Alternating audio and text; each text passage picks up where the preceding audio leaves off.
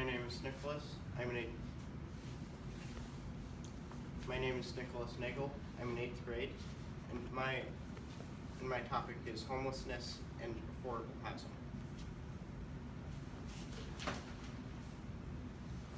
Tonight there will be over 564,000 people sleeping on the streets of our country or in homeless shelters. Imagine that. Over 500,000 people without any place to go.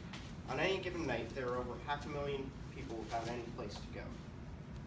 Of this number, over 36% are families struggling to stay together amidst massive upheaval.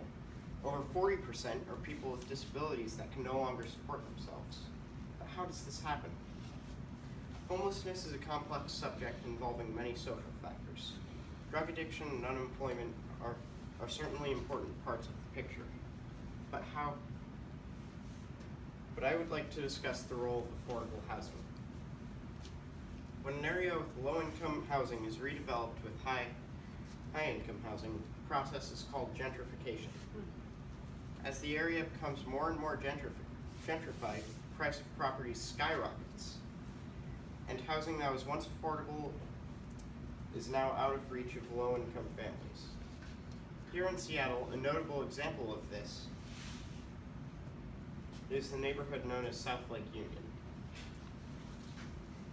South Lake Union has undergone major redevelopment. What was once a neighborhood of cheap apartments has been swept away in favor of the construction of high-priced condominiums. Under a plan proposed by Seattle Mayor Ed Murray, developers were to include low-income units within the neighborhood. However, that plan has stalled. The Seattle Times reported on April 26, 2016, that developers are using state laws to threaten lawsuits that are largely disabling this plan. The result is a displacement of low-income renters who further compete for limited amounts of rental units in the Seattle area. Now I would like to move on to a more personal perspective. I live on First Hill, just east of I-5 in downtown Seattle.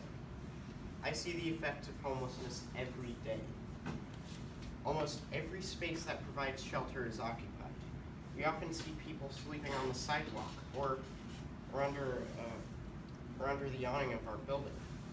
On my way to school, as we drive down Dearborn and Rainier, I see homeless camp after homeless camp. The problem is staggering.